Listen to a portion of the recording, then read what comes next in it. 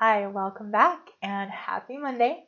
So I know the title of this video is a little controversial, and I hope you'll give me the benefit of the doubt and let me explain for just a minute why it's not your doctor's job to tell you what to eat. So this is coming up because we're hearing more and more about how medical schools focus very little, if at all, on nutrition science.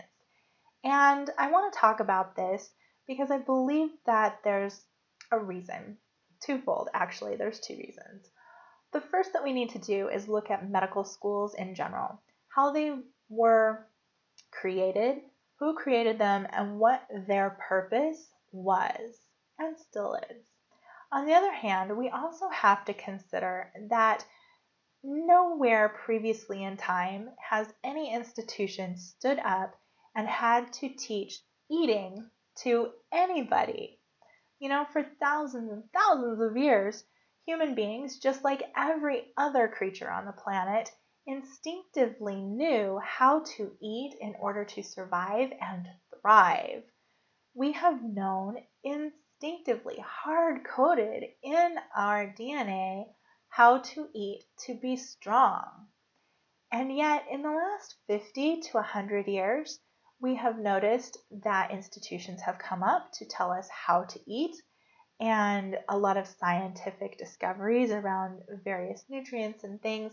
There's a whole lot of information about what we need to eat. Now, I have to take a little side note on this. Any institution that is telling you what you should eat probably has some kind of underlying purpose in that. For example, the USDA. Even today, if you go to their website, you can see that their mission is to promote agriculture. They were created to promote specific products, specific industries, and a specific kind of economy. So you'll notice they do a very good job, right? They promote wheat and corn and soy and dairy and on and on. There are several things. And then when you see their recommendations, whether it be the new plate or their pyramid or their whatever recommendations they're putting out, you'll see that they're very heavy on those specific products that they're trying to promote. Now, I think that it's healthy to question whether or not those recommendations are based on science or money. Now, I'm going to go ahead and set that aside and let you do your own thinking and research on that if you want to go back to the two basic fundamental things about why medical schools were created and the fact that we know we're hardwired to know how to eat just like every other animal. So medical schools back in the day were created by chemical companies, drug and pharmaceutical companies, and they were created in order to teach people how to properly use their new technologies, their medical technologies and drugs that they wanted to sell to the world to treat disease. So when you look at it from that perspective, it doesn't logically make sense that a school created for the sole purpose of promoting these specific technologies and drugs would teach any other curriculum about how to treat disease. Now, when you couple that with the fact that back then, when they were being created and given their purpose and given their curriculum, we weren't experiencing skyrocketing rates of chronic illness that are directly related to malnutrition. We weren't a nation of overfed and undernourished people who are suffering diseases that for the most part are preventable by proper nutrition. So there are so many factors that go into this. I know you know this, but I just wanted to point that out today, that so many people go to the doctor looking for that magic pill to solve their problem. And I think most doctors assume that you've already done everything in your power to solve your problem.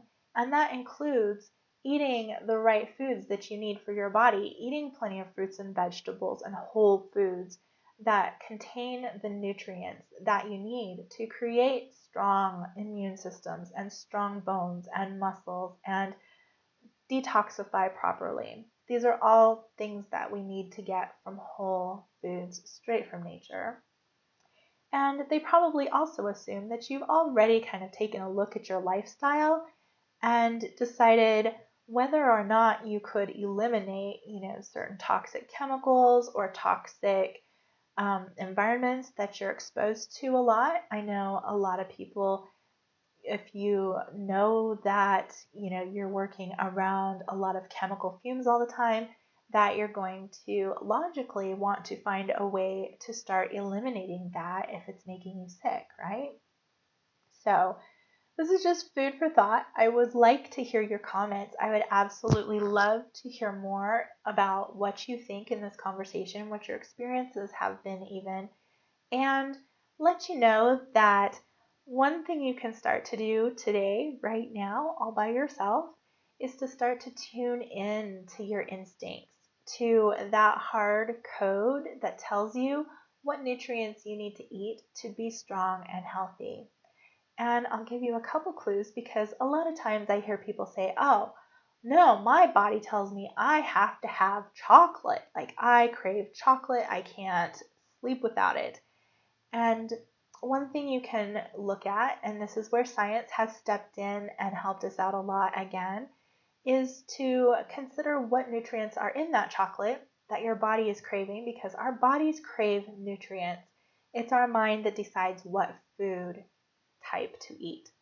So if you're feeling like you're craving chocolate, you can look at that and realize that chocolate is high in magnesium and iron, and often if you're going for something processed off the grocery shelf, it's also high in fat, some kind of maybe milk fat or other kinds of fat.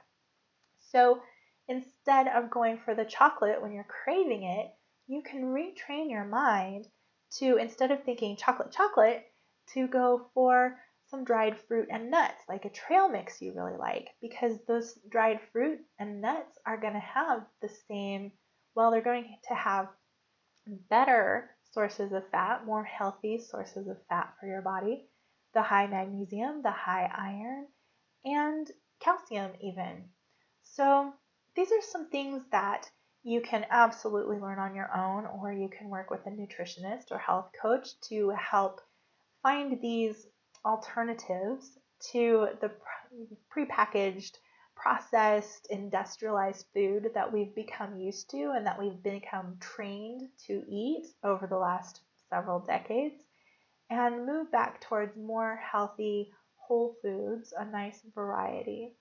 And one trick I can teach you right now that is a no-brainer is if you get a wide variety of every color of fruits and vegetables in your diet, you will get all the nutrients you need, except for maybe a couple. I know, like B vitamins, sometimes you need to have something like eggs or meat or supplements and make sure that you're catching those things. But if you're eating a wide variety of whole foods, mostly fruits and vegetables, maybe some nice, clean, healthy meats, and even dairy products, you're going to get the nutrients your body is craving. And some of those other odd cravings, like for chocolate or cupcakes or whatever, will just kind of naturally fade away.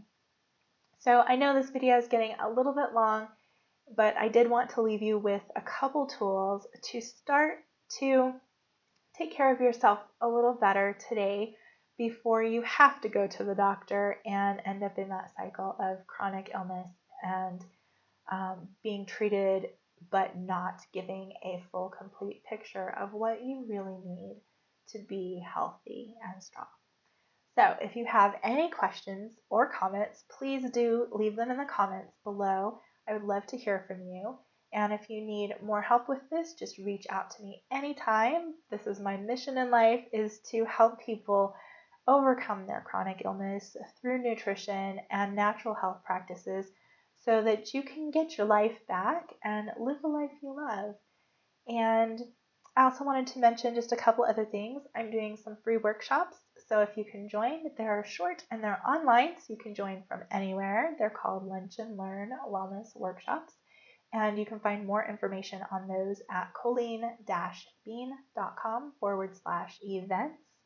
And while you're at my website, just click in the box at the top and sign up for my newsletter and some fun freebies, and then I will inform you of any upcoming events and workshops and all the great news every week, along with a free meal plan for the week to keep you from staring at the fridge wondering what to make, and other health tips, things that you can really add into your life seamlessly and strategically to support your health naturally and make sure you can live that life you love. So again, my website is colleen-bean.com.